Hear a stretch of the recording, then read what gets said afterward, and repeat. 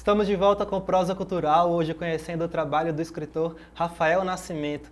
Rafael, no bloco anterior você falou que no começo a escrita era muito um hobby. Você escrevia muito para si e até o processo mesmo de construção do manipulador de sonhos foi bem assim, começou de uma forma muito sua, muito íntima. Existe algum personagem no livro que você consegue identificar características suas, que você empregou características suas para construir a trajetória desse personagem? O próprio personagem principal se assemelha muito a mim. Tem muitas características que eu tenho. Eu coloquei muitas das minhas características nele. E os outros personagens são bem pessoais, na verdade. Cada um deles eu tentei tirar um pouco de mim para colocar um pouquinho neles. Entendeu? Entendi. Eu queria saber das suas influências nesse mundo literário. Boa parte vem de fora, de autores estrangeiros. Em quem que você se inspira, quem que você gosta de ler e que acaba norteando um pouquinho seu trabalho? Como você disse, boa parte vem de autores internacionais. Um dos meus autores favoritos, a autora, na verdade, é J.K. Rowling, que é a autora de Harry Potter, e Tolkien, que é o autor de Senhor dos Anéis. Eu me inspirei muito na história de vida deles, basicamente. São livros que trazem esse universo fictício, né? Exatamente. Meio fantasioso. Você acabou, então, extraindo... O que é que você, na verdade, o que é que você mais extraiu dessas obras para compor o Manipulador de Sonhos? Eu me espelhei muito na história de vida da autora de Harry Potter, por exemplo, porque ela escreveu num café local. Então, algo bem simples se tornou algo tão conhecido como é hoje em dia, como é a história do livro de Harry Potter. E com relação a autores brasileiros, tem alguém que você goste do trabalho e acabe se inspirando de alguma forma? Acho muito interessante Fernando Pessoa, os poemas que ele tem, eu particularmente gosto muito. E um desses, não digo desses poemas, mas me ajudou a escrever duas antologias que eu tenho, que estão prestes a ser publicadas, na verdade. Seriam publicadas antes do livro, mas houve um atraso por parte da editora responsável e ainda não publiquei. São duas antologias que eu fiz, O Cobrador e O Nevoeiro. Bacana. Então quer dizer que você também escreve fora desse universo mais fantasioso, né? Esse universo fictício, né? Eu tento escrever dessa forma, assim. Bacana. E com relação à literatura, o cenário da literatura aqui em Vitória da Conquista, como que você enxerga? Você tem contato com outros escritores daqui? Existe alguma forma de intercâmbio entre os escritores daqui da cidade? Eu particularmente acho muito vazio, não tenho muito contato.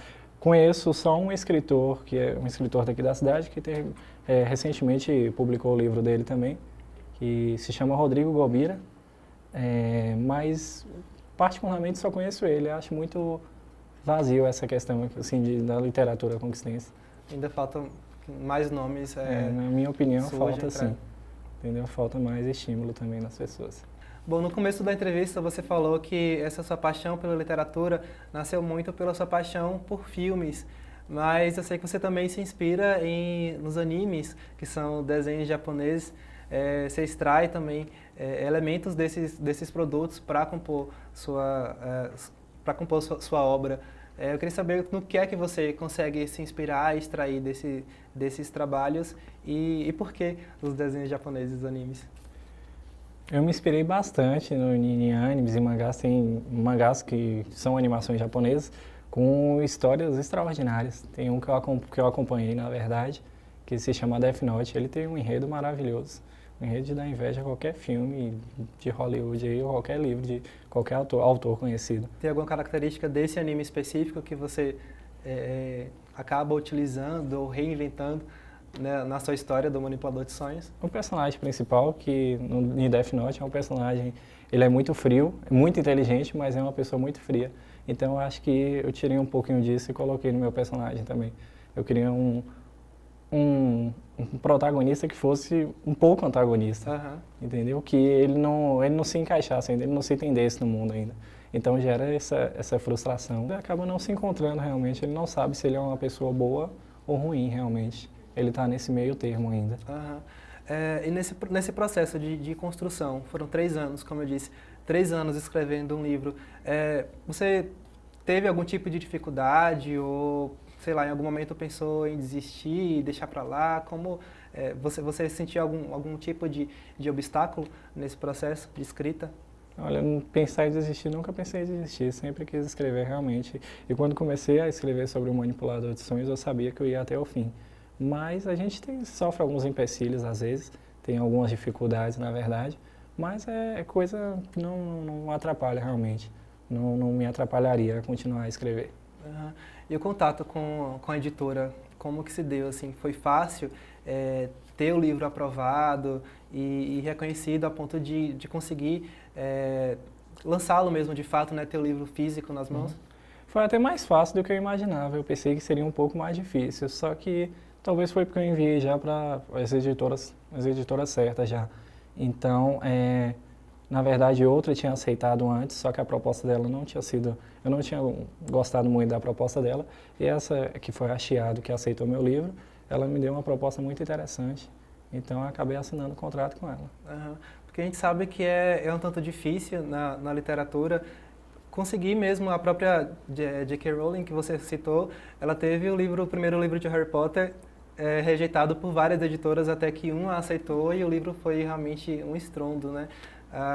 Então é bem difícil, às vezes, esse processo de ter o livro pronto, mas não se aceita pela editora, né? Que bom que você não teve esse problema, digamos assim. 12 editoras recusaram a obra de Harry Potter, a princípio. E nenhuma sabia que no futuro Sabia ia que se estava tornar... perdendo, né? Exatamente. Então, 12 recusaram. Então, qualquer pessoa, eu acho que ficaria um pouquinho desmotivada por conta disso. Mas, graças a Deus, consegui arrumar uma editora muito rápido. Então, isso foi muito bom para mim.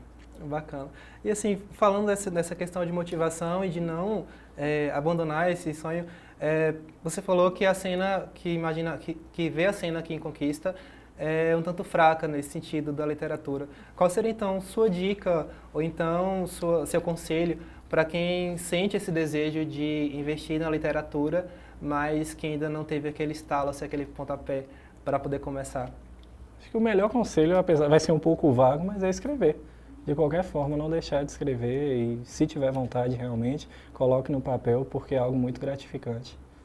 E não ter medo de mostrar, né? Não ter medo. A gente tem um pouco de receio, às vezes, tem uma certa vergonha de mostrar um trabalho nosso, mas a gente não pode pensar dessa forma, não. Bacana. Tem que realmente querer mostrar. Bacana. Bom, a gente vai para mais um intervalo agora. Você de casa continua com a gente, daqui a pouco tem mais Prosa Cultural, conhecendo mais um pouco do trabalho literário de Rafael Nascimento. Até já!